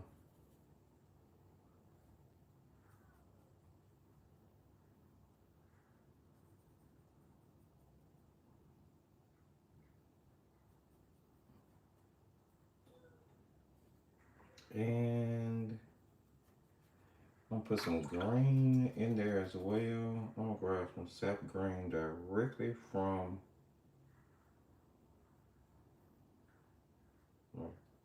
so that's sort of like the bottom. That's where the middle you would be able to see. The assumption is this is a pretty big sunflower. Now I need to get some yellow ochre made up. Blend it right beside it and put more brown in it. That's way too yellow. Way too yellow. Nothing I can do about it now. See if I can blend it out. There we go.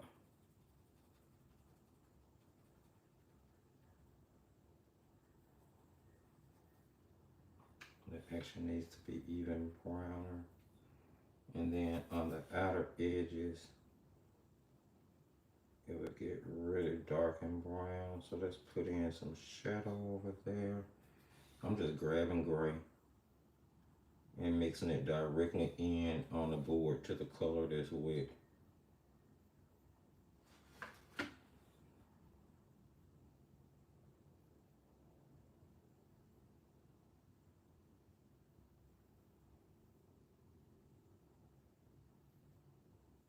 Give it some separation in those petals. I'll go back on top of it with directly on top of that shadow with burnt sienna.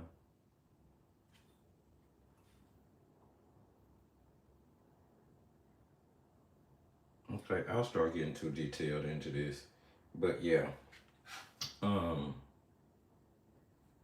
not bad actually. If you build it in layers, I don't know. Maybe I don't dislike this. Maybe I don't.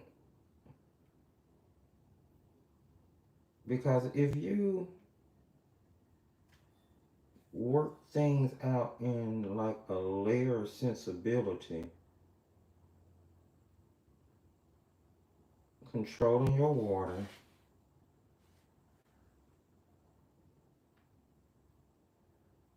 yeah, that's I don't know now. I feel like this might work for the way I paint.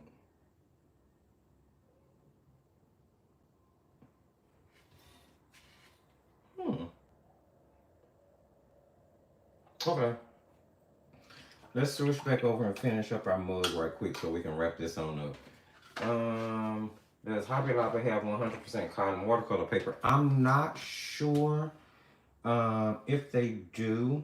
And I'll be honest, I don't like Hobby Lobby's website. It leaves a lot to be desired. I think they have a lot of work to do on their website. Uh, but I don't think I've ever seen a 100% cotton paper in store.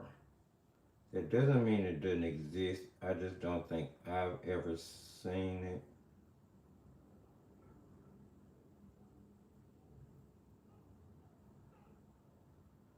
And I brought that shadow all the way down to the end like that because I'm trying to cover up that red spot where I drug my hand through that paint.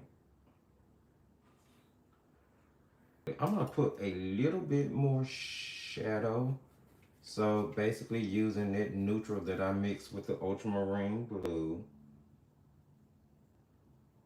and all that jazz. I'm gonna brush just a little bit in on that brush right there. Okay. And then I'm gonna go in with that same color and we're gonna put a little shadow around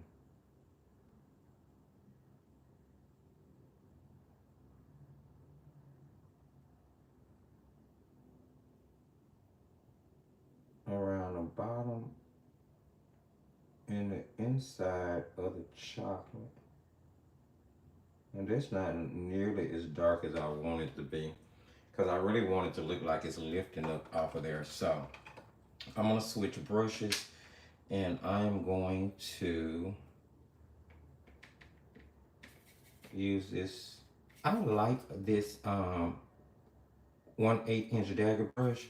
I actually like this brush a lot. I have found it so helpful and useful lately, especially when it comes to like fine detailing and making sure I can mix a really good wash that's more paint than water.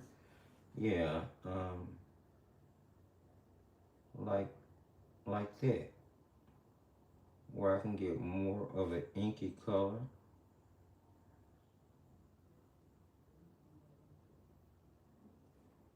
Let's see. Although my shadows are all over the place with this, I shouldn't even have shadows in some of the areas that I do. But it is what it is. Put a shadow under the scarf. Kind of lift it off of the mug just a little bit.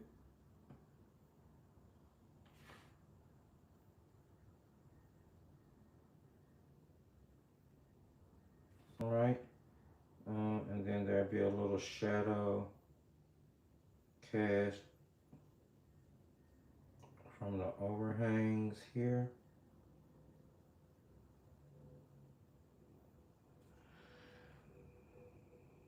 All right. Now I can start putting on a little. I can finish this up. I'm gonna move all of this to the side. I am done with the.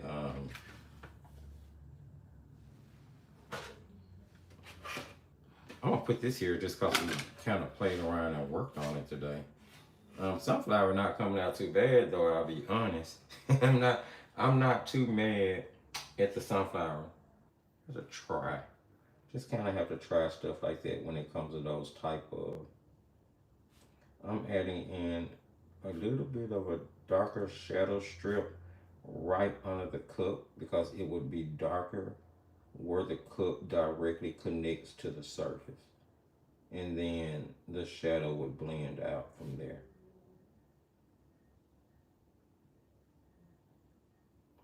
So you'll have like a main shadow and a secondary shadow there.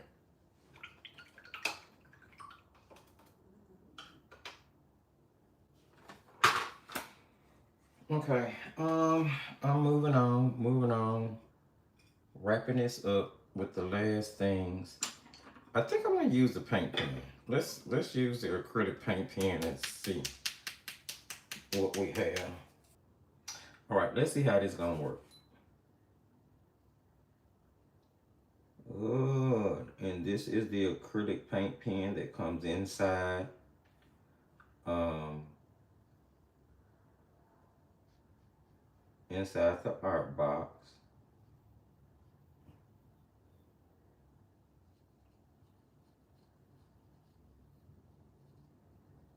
And you can layer this if you need to.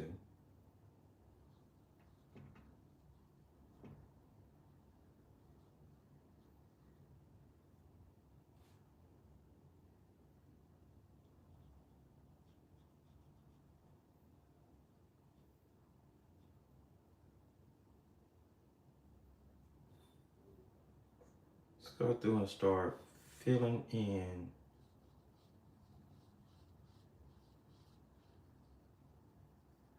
your Christmas bulb polka dots.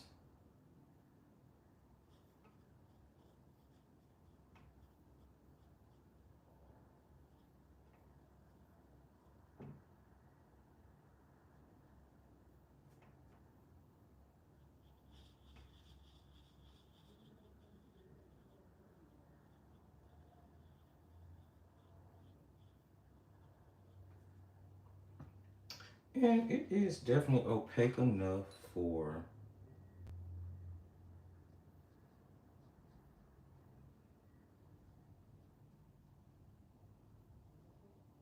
to stand out.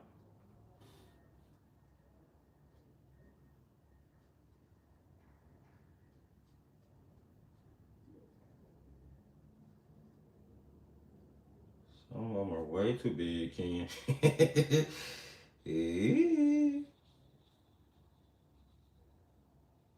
That's fine though.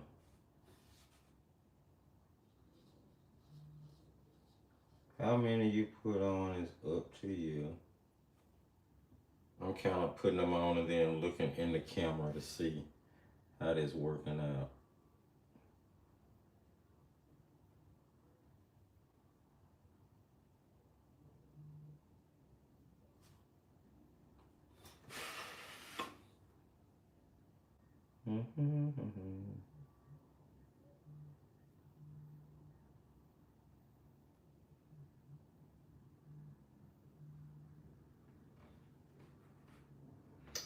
I don't know why these telemarketers keep calling me. Always calling me.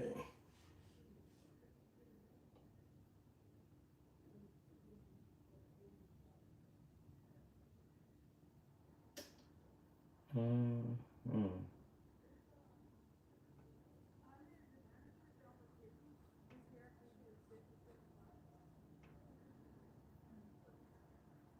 I can't wait for Christmas. I like this motif. I'm gonna be drawing this motif later on too. Cause I'm gonna put this same motif on another one of the box designs that's going inside the bigger box giveaway. You guys will eventually get to see what I'm talking about when I keep saying that, because it's gonna be listed for sale on Defyantarts. Um,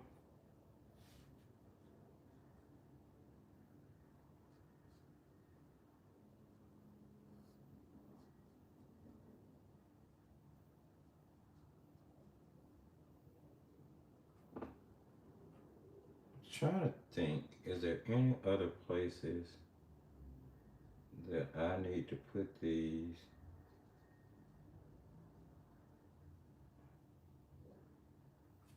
All right, let me take a step back and take a look at that and see what I think. If I need some more. And as you can see, this paint pen is definitely opaque enough for some. I'm using it for major whites now, but you can get some major whites. It'll definitely work for your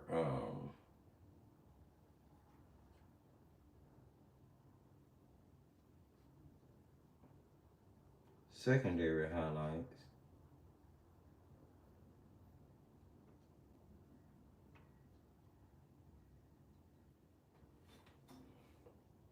Okay, I think that might be okay. I'm just waiting on my hand to move. And then I can go through and add some. Yeah, that's not bad. It's not nearly as white as I kind of want it to be. It's not as opaque as I'm used to it being with like bleed proof. Because you guys know I love, love, love, love, love my bleed proof white. See the difference? Oh my goodness. Such a difference.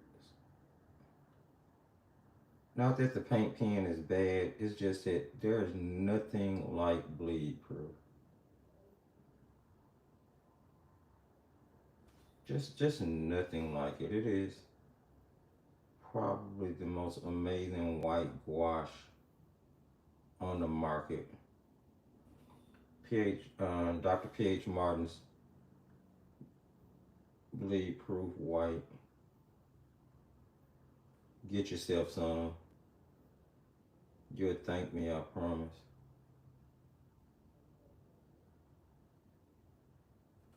You will definitely thank me.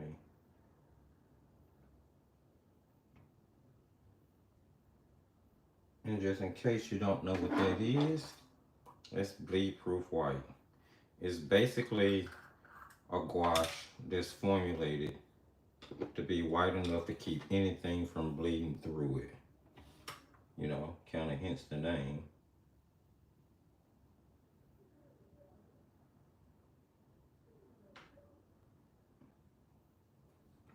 It is perfect for highlights of any type. Anytime you need a white gouache. Oh, I really do like, I don't know. I kind of like the mug. It's kind of cute. Sometimes you just have to trust the process. Because I was doubting this painting quite a lot.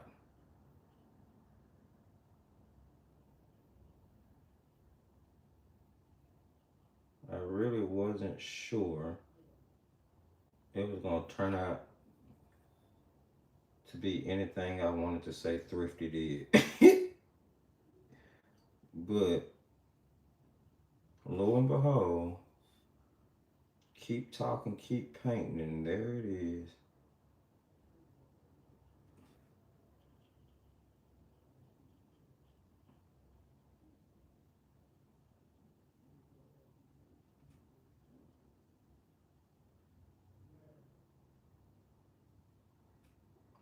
Not bad at all. Make that one a little bigger.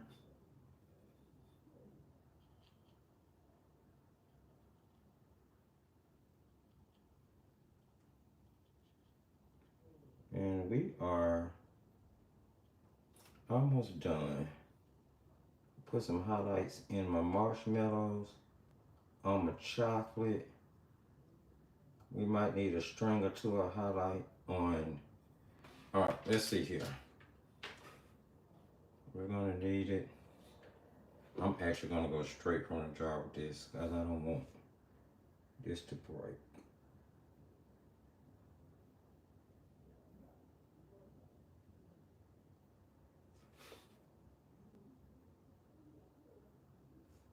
As for our highlights, now put a second band just ever so thin behind that one.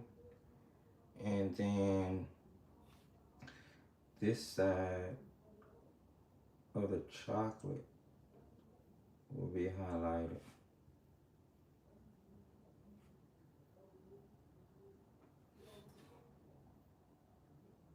Let's make sure we got that white enough. There would be a little bit across the top rim of the glass of the mug, based on the fact that the light is hitting it. Will be across the top of there as well. Grab a little bit of water.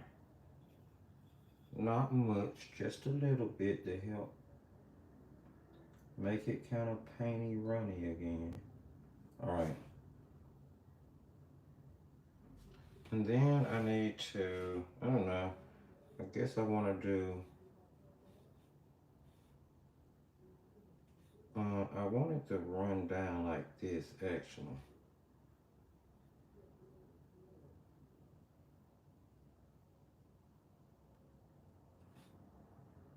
Yep, that's how I want that to be. And I'll put another one right beside it, not so long.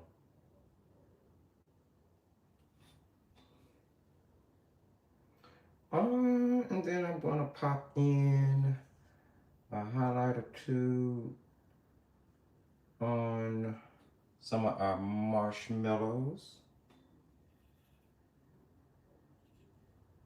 I just kind of want to go around and hit and miss here and there because they are white marshmallows, right? Right. And this is just kind of secondary highlights, nothing major.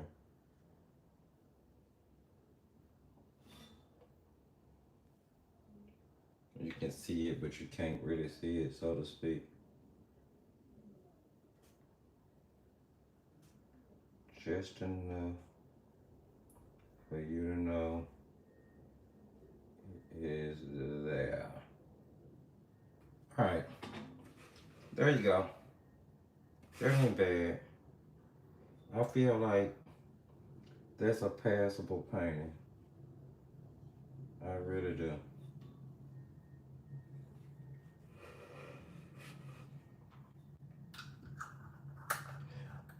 Not the best Thrifty has ever done, but definitely not the worst Thrifty has ever done either. Um,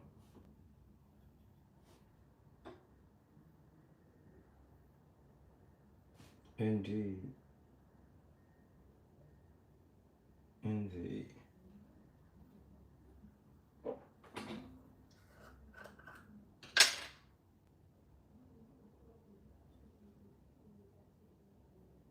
I just want to try it out.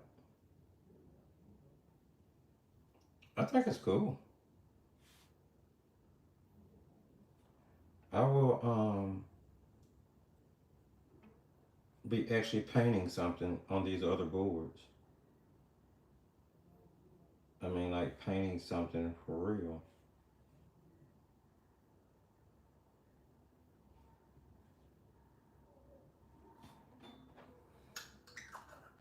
I don't dislike that at all. What I'm able to achieve on it. Okay.